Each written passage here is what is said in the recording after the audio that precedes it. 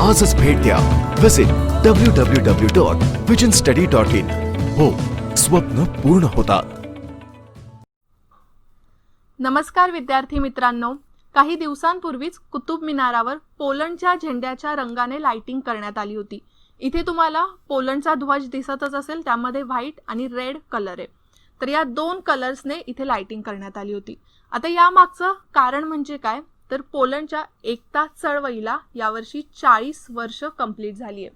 म्हणजे यावर्षी त्यांनी 40वा वर्धापन सोहळा साजरा केला आणि त्यासाठीच एक शुभेच्छा म्हणून हे असं ॲक्ट आपल्याकडून करण्यात आलंय असं आपण म्हणू शकतो. ओके, आता ही एकता चळवळच आपण काय म्हणून किंवा जगात सगळीकडे ओळखली जाते ते म्हणजे सोलिडॅरिटी मूवमेंट. खूप महत्त्वाची मूवमेंट आहे ही. एक सिव्हिल चळवळ होती, म्हणजे जे सिव्हिल हक्क आहेत त्यांच्यासाठी ही चळवळ करण्यात आली होती. खूप महत्त्वाची आहे. आजच्या लेक्चरमध्ये आपल्याला या चळवळीबद्दल तर अभ्यास करायचाच आहे, पण हे लेक्चर तुमच्यासाठी खूप महत्त्वाचं आहे. यामध्ये सोलिडॅरिटी मूवमेंट आपण बघणार आहोत. कुतुब मिनारावर जो पोलंडचा रंग आलेला, म्हणजे जो झेंड्याचा रंग देण्यात आला होता. आता अशा प्रकारचं जे ॲक्ट असतं ना, ते काय दाखवतं की आपल्या देशाचं दुसऱ्या देशाबरोबर रिलेशन किती चांगलं आहे, मैत्रीपूर्ण आहे की कसं आहे. तर या गोष्टी आणि भरपूर वेळेला ना न्यूजमध्ये आपण आपल्या शेजारच्याच देशांचा अभ्यास करतो. खूप कमी वेळेला असं होतं की आपण युरोपियन कंट्रीजचा अभ्यास करतोय. मग त्यामुळे आपल्याला इथे एक आता कारण सुद्धा मिळालंय पोलंड देशाबद्दल माहिती मिळवून घेण्याचा. तर पोलंडची सुद्धा आपण एक थोडीशी माहिती घेऊया. आणि तसंच व्हेरी इम्पॉर्टंट ते म्हणजे कुतुब मिनाराचा इतिहास. आपल्याला कुतुब मिनाराची रचना तसंच त्याचा काही इतिहास आहे की कोणी बांधला, कसा बांधला, याबद्दल सुद्धा माहिती घ्यायची. आणि परीक्षेसाठी हे एकदम इम्पॉर्टंट आहे. सगळे जे फॅक्ट्स आहेत ते आपण माहिती करून घेणार आहोत. ओके, मग बघा या लेक्चरची PDF तुम्हाला आपल्या विजन गव्हर्नमेंट जॉबच्या टेलिग्राम चॅनलवर मिळेल. तसंच तुम्ही याचे ऑडिओ लेक्चरसुद्धा डाउनलोड करू शकता. तुमच्यासाठी परत एकदा रिमाइंडर आहे, ते म्हणजे आपल्या राज्यसेवा 2021 या बॅचचं ॲडमिशन सुरू झालेले आहेत. तुम्ही राज्यसेवेसाठी जर प्रिपेअर करताय आणि तुम्हाला या बॅचला ॲडमिशन घ्यायचं असेल तर नक्कीच घेऊ शकता. मी लीना विजन गव्हर्नमेंट जॉबवर तुमचं सगळ्यांचं अगदी मनापासून स्वागत करते. वळूया आपण आपल्या टॉपिकला. मग कुतुब मिनारावर ही रोषणाई कोणी केलेली आहे, ही लाइटिंग कोणी केलेली आहे, तर पोलंडचे जी एम्बॅसी आहे तिने आणि दिल्ली येथल्या पॉलिश संस्थेने. पॉलिश म्हणजेच काय, तर पोलंडची संस्था, त्याला आपण पॉलिश म्हणतो. पोलंडच्या लोकांना आपण पॉलिश म्हणून ओळखतो, राईट. तर त्यांनी एकता चळवळीच्या 40व्या वर्धापन दिनानिमित्त कुतुब मिनारवर पोलंडच्या राष्ट्रीय रंगाने रोषणाई केली. राष्ट्रीय रंग म्हणजेच काय, रेड आणि व्हाईट. पोलंडचा झेंडा आताच मी तुम्हाला मघाशी दाखवलेला आहे, राईट. आता मग ही जी सोलिडॅरिटी मूवमेंट आहे किंवा पोलंडची जी ही एकता चळवळ आहे ती आपल्यासाठी महत्त्वाची का आहे, तर पोलंडमध्ये ही जी एकता चळवळ झालेली त्याची जी प्रेरणा आहे पोलंडमध्ये ती गांधीजींच्याच अहिंसेच्या तत्वावर आधारित होती. ओके, आणि महत्त्वाचं मी तुम्हाला सांगितलं ही एक नागरी हक्कांसाठी झालेली चळवळ होती किंवा सिव्हिल राईट्ससाठी झालेली ही चळवळ आहे. त्यामुळे महत्त्वाची जगातली ही पहिली अशी चळवळ होती जी सिव्हिल राईट्ससाठी झालेली. पूर्वी पोलंड हे एक साम्यवादी किंवा आपण त्याला कम्युनिस्ट देश म्हणतो ना, जसं आपल्याला एक एक्झाम्पल सर्वात मोठं माहिती आहे की साम्यवादी देश कोणता होता, तर चायना. ओके, आता तसं तर जगामध्ये साम्यवादी देश नाही आहेत, पण कम्युनिस्ट असा हा देश होता. आणि साम्यवादी देशामध्ये काय असतं, तर सगळे उद्योग, व्यापार, अशा सगळ्या प्रकारच्या गोष्टींवर डिरेक्टली सरकारचं नियंत्रण असतं. यामध्ये लोकांचा जो सहभाग असतो तो अजिबात नसतो. डिरेक्टली प्रत्येक गोष्टींवर सरकारचंच नियंत्रण असतं. मग यातच एकदा काय घडलं, तर 7 ऑगस्ट 1980 मध्ये एक घटना घडली. ॲना, आता मी सरनेम घेत नाहीये, मला अजिबात हे उच्चारता येत नाहीये, तर ॲना यांना सेवानिवृत्त करण्यात आलं. सेवानिवृत्तीसाठी 5 महिने बाकी होते आणि त्याच्या आधीच त्यांना शिपयार्डमधून काढून टाकण्यात आलं. ओके, मग आता 5 महिने बाकी आहेत तरी सुद्धा सरकारने त्यांना शिपयार्डमधून काढलंय. मग म्हणूनच काय झालं, तिकडचे लोक संतप्त झाले आणि त्यांनी स्ट्राईकला सुरुवात केली. ओके, की ॲना यांना परत कामावर ठेवा म्हणून. ओके, त्यांना कामावर रुजू करण्यासाठी ही स्ट्राईक करण्यात आली. आता ही स्ट्राईक आहे ती थांबवण्यात काही त्यांना सरकारला यश आला नाही.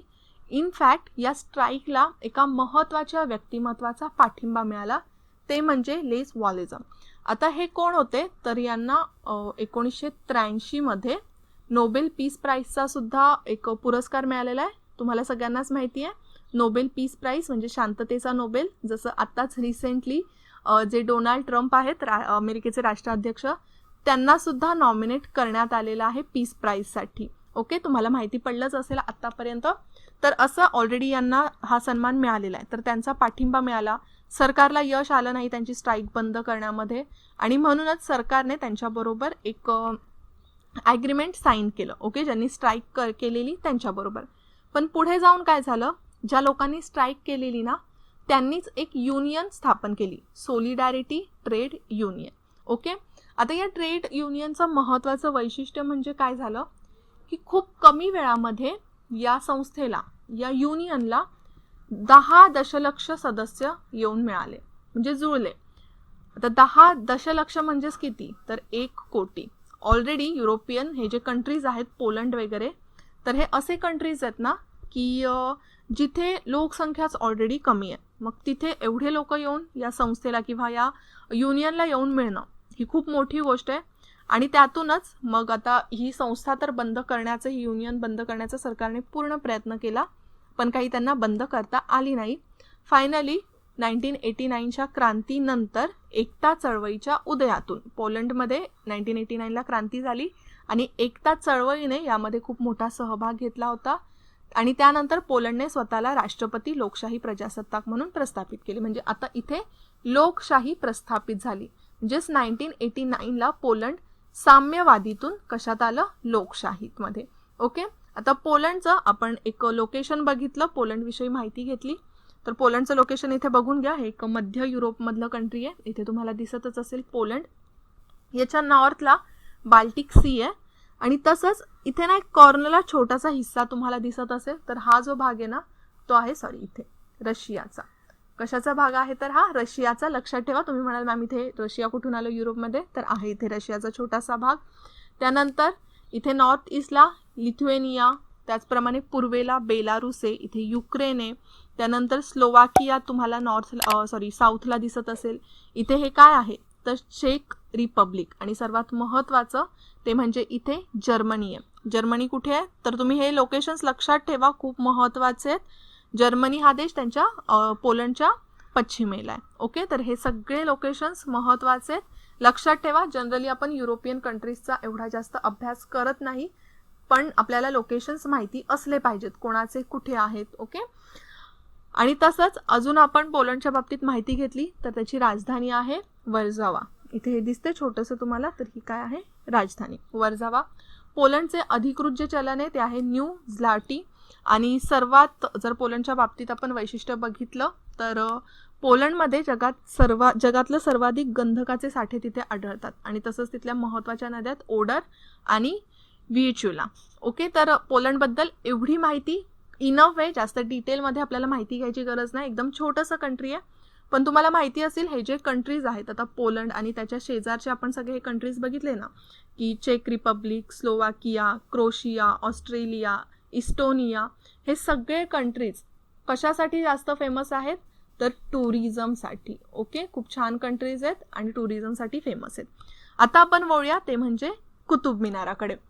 कुतुब मिनाराबद्दल बऱ्याचशा अशा माहिती आहेत, तर एकदम महत्त्वाची लक्षात ठेवण्यासाठी सारखी गोष्ट आहे ते म्हणजे कुतुब मिनार कोणा एका व्यक्तीने बांधलेलं नाहीये, तर यामध्ये 3 राजांचा किंवा 3 तुम्ही म्हणू शकता सम्राटांचा हातभार लागलेला आहे. तसं तर छोट्या छोट्या डागडुजीमध्ये, मेंटेनन्समध्ये अजून काही लोक आहेत यामध्ये, पण महत्त्वाचं आपण स्पेसिफिकली बघितलं तर ही जी उंच अशी मिनार आहे, उंच बिल्डिंग आहे, ती 3 जणांनी बांधलेली आहे वेगवेगळ्या कालखंडामध्ये.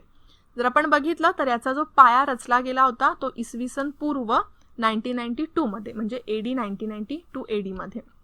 ओके, तर हा रचण्यात आला होता कुतुबुद्दीन ऐबक. हा एक मुस्लिम सुलतान होता आणि पहिला दिल्लीचा मुस्लिम सुलतान होता, हे सुद्धा लक्षात ठेवा.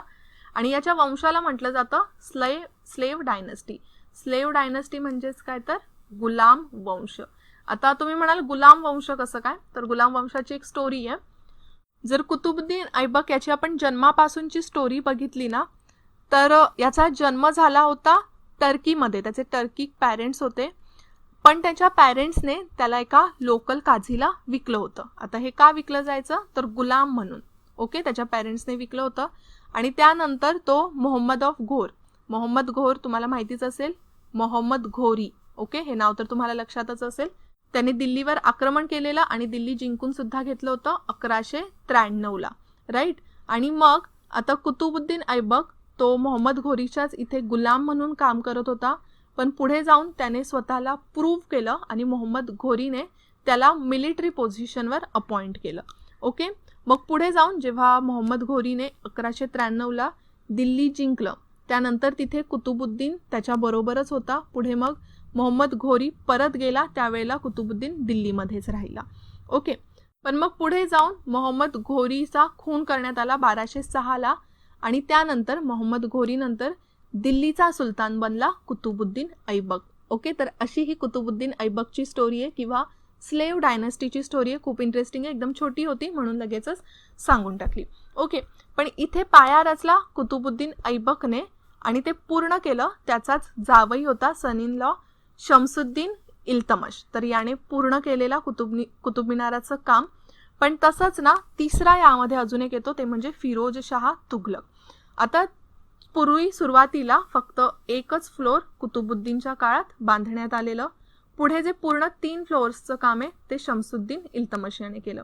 पण मग नंतर काय झालं की काही गोष्टींमुळे जो कुतुबुद्दीनचा वरचा भाग आहे तो पडला. ओके. डॅमेज झालं आणि फिरोज शाह तुघलकने वरचे जे फ्लोअर्स आहेत ते बांधले. आता जर आपण खालचा भाग बघितला तर तो लाल दगडाच्या मातीत लाल दगडामध्ये बांधण्यात आलेला आहे. ओके. पण जे फिरोज शाह तुघलकने काम केलं ना, तर वरचे फ्लोअर्स इथे तुम्हाला मार्बलमध्ये संगमरवरामध्ये दिसून येईल. ओके. तर असं हे बांधकाम याचं. आणि तसंच यामध्ये शेरशाह सुरीने सुद्धा काही काम केलेलं आहे. तर तुम्ही जर कधी कुतुब मिनाराला भेट दिली असेल तर बघा, तो डोअरचं जे काम केलेलं आहे दरवाजाचं ते शेरशाह सुरीने केलेलं आहे. आणि महत्त्वाचं म्हणजे इथे थोडेसे ना आता जे आर्किओलॉजिस्ट आहेत, जे इतिहासकार आहेत, त्यांच्यामध्ये भांडणं आहेत की कुतुब मिनाराचं नाव कुतुब कोणावरून पडलं. काही जण म्हणतात की जे कुतुबुद्दीन ऐबक आहे राजाच्या नावावरून पडलं, पण काही जणांच्या मते त्यावेळचा एक सुफी खूप फेमस संत होता, सुफी संत कुतुबुद्दीन बख्तियार काकी याच्या नावावरून पडलेलं आहे. मग एक्झॅक्टली याचं नाव कशावरून पडलेलं आहे ते कोणालाच माहिती नाहीये. आणि तसंच जर कुतुब मिनारची आपण हाईट बघितली तर ती किती आहे, 72.5 मीटर लाल दगडामध्ये बांधकाम आहे असं तुम्हाला सांगितलंय. आणि फक्त कुतुब मिनारच नाहीये, जिथे कुतुब मिनार आहे त्याच्या आजूबाजूला सुद्धा बरीचशी बांधकामं केलेली आहेत. जसं तिथे अलाई दरवाजा, अल्तमशचा मकबरा, अलाई मिनार हे सगळे. आणि ह्या सगळ्या गोष्टी ना बांधण्यासाठी तिथे 22 हिंदू आणि जैन मंदिरं होती, त्यांना तोडून हे सगळं बांधकाम करण्यात आलेलं आहे. आणि याचे तिथे पुरावे सुद्धा आहेत बऱ्याचशा बांधकामांवर. तिथे मंदिराचं जसं आता बघायला गेलं ना तर कुतुब मिनाराचं पूर्ण जे काम आहे ते अरेबिकमध्ये आहे किंवा मुघल जी डिझाईन आहे ती आहे. पण काही असे भाग आहेत की जिथे आपल्याकडे जी मंदिराची रचना असते, हिंदू टेम्पल्सची जी रचना असते ती आहे. तसंच तिथे काही देवी देवतांचे कोरलेल्या गोष्टी आहेत, गणपती कोरलेले आहेत, तसंच रामायणाचं युद्ध कोरलेलं आहे आणि त्या गोष्टी अजूनही तशा आहेत. मग यावरून आपल्याला काय समजतं, हे पुरावे कसले आहेत, तर तिथे आधी मंदिरं होती ती तोडून त्यानंतर कुतुब मिनार बांधण्यात आलेलं आहे. ओके. आणि ह्या सगळ्या गोष्टी जेव्हा अलाउद्दीन खिलजी होता त्याने सुद्धा इथे काही बांधकाम करण्यात आलेलं जे आजूबाजूचं बांधकाम आहे. ओके. आणि इथेच ना एक आयरन पिलर सुद्धा आहे, याला विजयस्तंभ सुद्धा म्हटलं जातं. तर आयरन पिलरवर सुद्धा काही हिंदूच्या इथे इन्स्क्रिप्शन्स लिहिलेल्या आहेत. आणि या बाबतीचं सर्वात महत्त्वाचं वैशिष्ट्य म्हणजे हे कधीच गंजत नाही, याला गंजच लागलेला नाही आहे आत्तापर्यंत. तर हे खूप महत्त्वाचं वैशिष्ट्य आहे. तर हे असं कुतुब मिनार आहे. आता आपण सगळी जी माहिती आहे पोलंडच्या झेंड्याबद्दल, पोलंडबद्दल, तसंच सोलिटॅरिटी मुवमेंटबद्दल आणि त्याचप्रमाणे कुतुब मिनाराबद्दल एकदम चांगली घेतलेली आहे. आता तुमच्यासाठी एक छोटासा प्रश्न देते, एकदम इझी आहे. कुतुब मिनारासारखा अजून एक मिनार आहे आपल्याकडे, चार मिनार. तो कोणत्या राज्यात आहे, कुठे आहे ते नक्की मला कमेंट सेशनमध्ये सांगा. ओके. आता लेक्चरमध्ये आपण इथेच थांबूया. पुन्हा भेटूया नेक्स्ट लेक्चरला. तोपर्यंत जय हिंद, जय महाराष्ट्र आणि थँक्यू.